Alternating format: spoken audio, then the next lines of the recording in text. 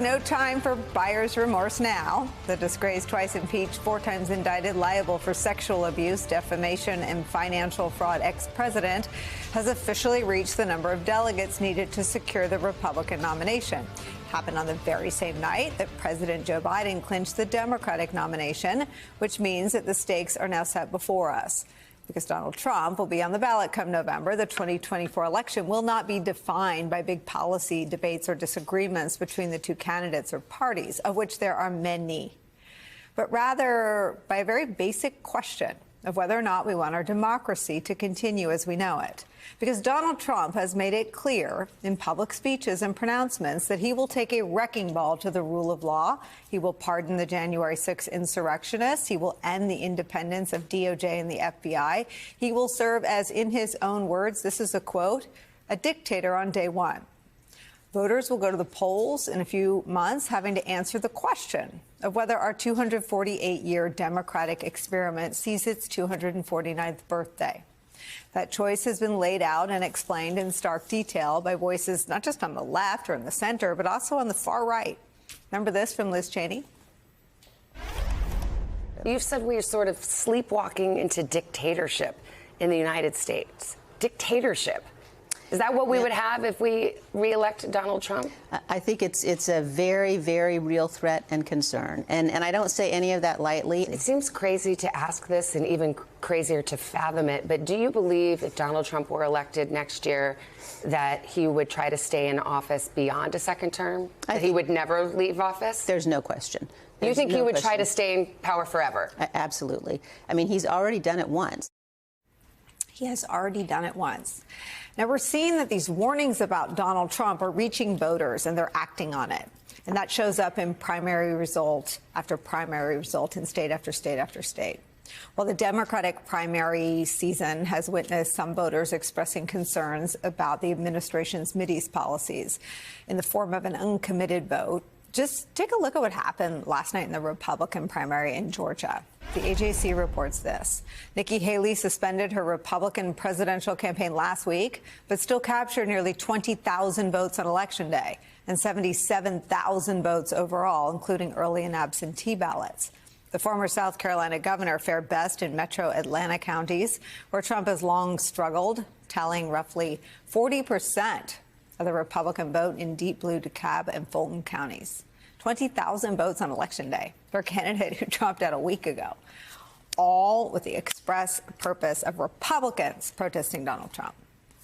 For a little context, Trump lost Georgia by just 11,779 votes, a number we all know all too well because the ex-president tried to get Georgia's Secretary of State Brad Raffensperger to cook up the books and, quote, find me one more than 11,779 votes. Donald Trump entering the general election very much weighed down politically by his contempt for our democracy and Republican voters' concerns about his fitness for office. It's where we start today. Political reporter for the Atlanta Journal-Constitution and MSNBC political contributor Greg Bluestein joins us. Plus, former Republican congressman and MSNBC political analyst David Jolly's back. With me at the table, MSNBC national affairs analyst John Heilman's here, and Democratic strategist and director of the public policy program at Hunter College, Basil Smigel's back. Greg, let me start with you.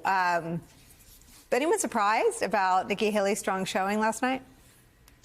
Not really. I mean, partly it's because Georgia's early voting goes for 3 weeks. And so some of those people cast their ballots clearly before she had dropped out of the race.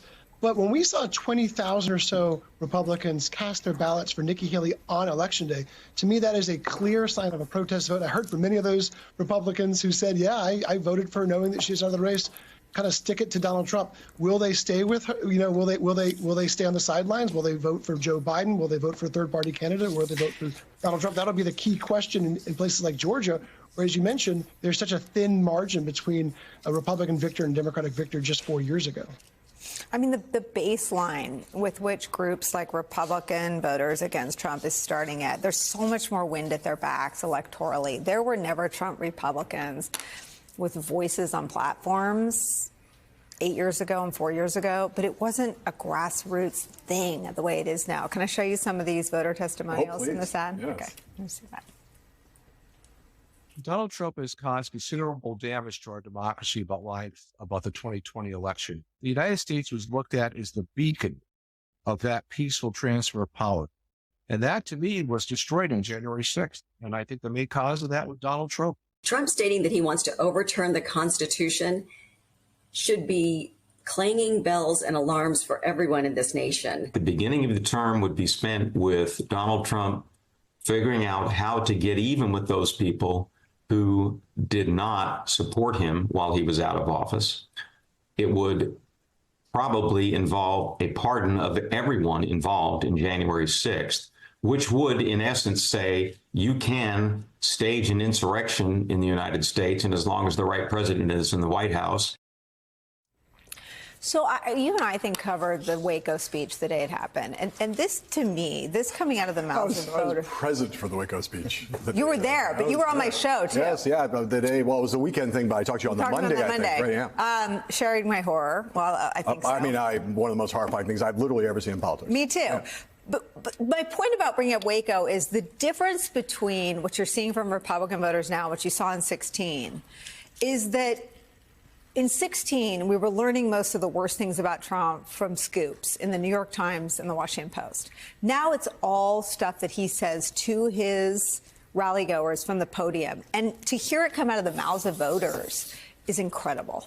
Yeah. I mean, look, I mean, Trump was, I mean, it's amazing to say this given how ubiquitous he was even before he ran in 2016. Part of the reason why he becomes the Republican nominee is he has this, 100% name recognition. But there was still some attempt throughout the 2016 campaign to sort of deny when people would sort of point at things that he said and point out the implications of what they were.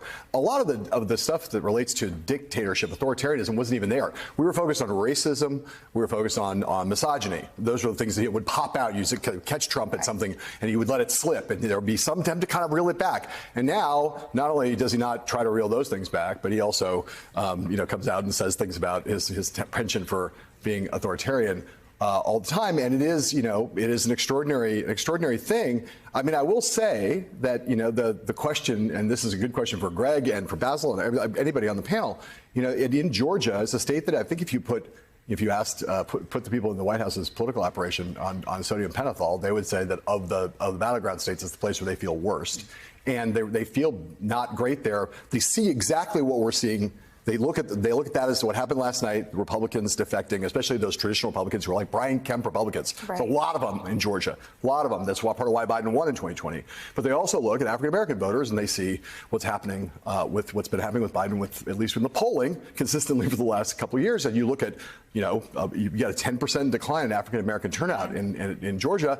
You got a problem. So they're both weighed down by different things. Biden's is more fixable because unlike Trump, who proudly announces himself to be an authoritarian and racist and misogynist, Biden can do work between now and Election Day and help and do things to reanimate that part of his base. But they both have some political baggage that they're carrying in, and that's why Georgia is such a tremulous state.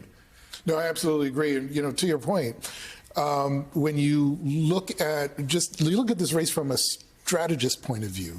Yeah. Donald Trump has done a lot to shrink his base, not expand it. And I think the room for Joe Biden is there. If you look at the Nikki Haley numbers, that's really what it's saying. It's saying that there is an opportunity for Biden to be able to go after those voters. And you said this last week, that we're watching the Democratic coalition reshape itself in our time.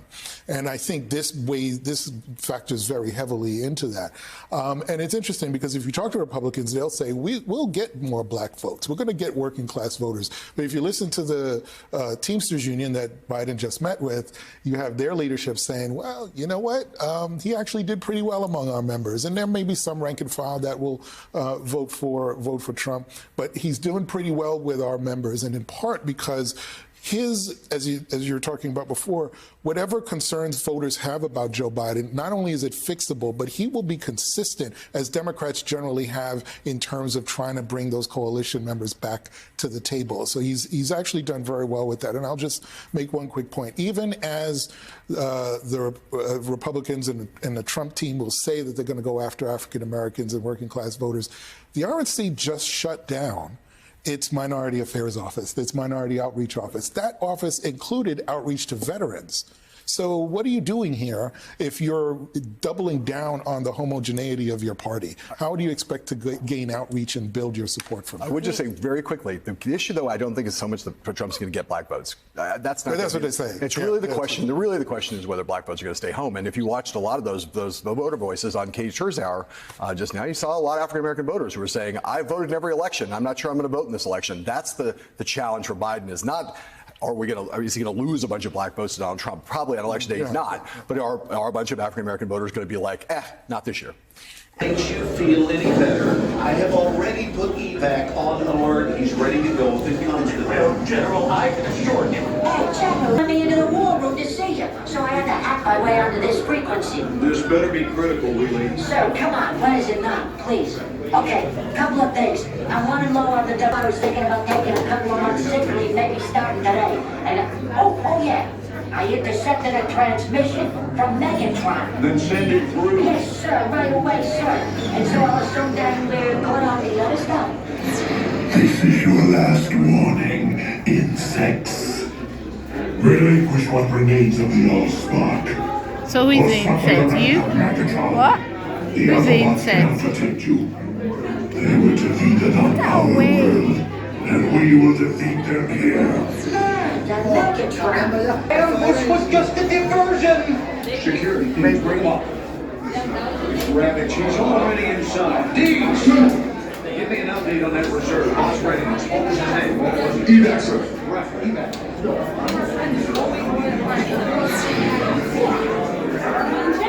She's right in front.